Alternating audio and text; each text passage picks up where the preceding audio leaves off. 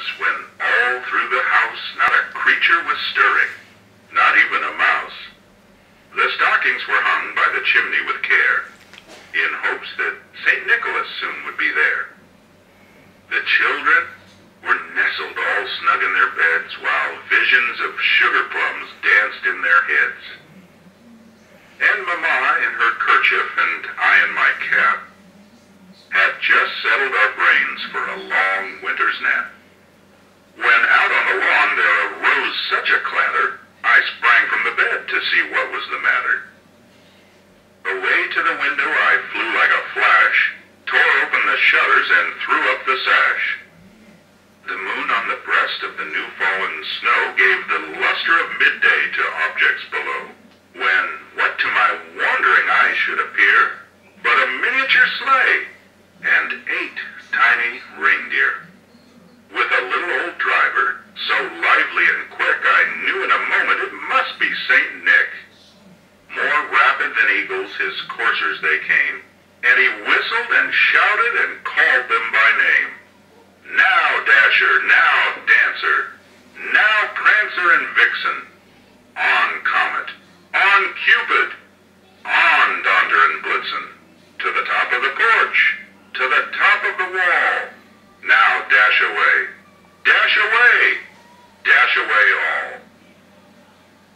As dry leaves that before the wild hurricane fly, when they meet with an obstacle, mount to the sky, so up to the housetop the coursers they flew, with the sleigh full of toys, and St. Nicholas too.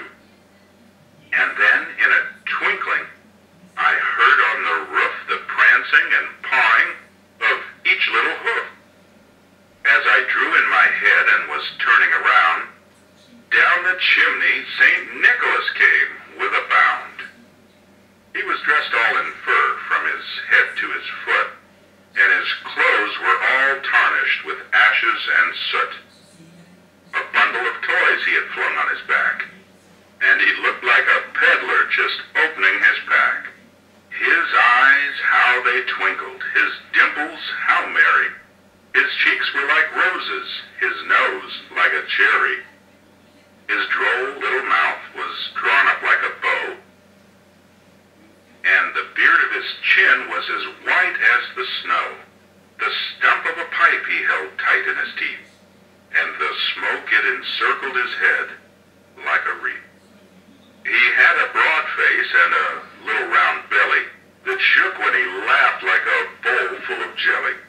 He was chubby and plump, a right jolly old elf, and I laughed when I saw him in spite of myself. A wink of his eye and a twist of his head soon gave me to know I had nothing to dread.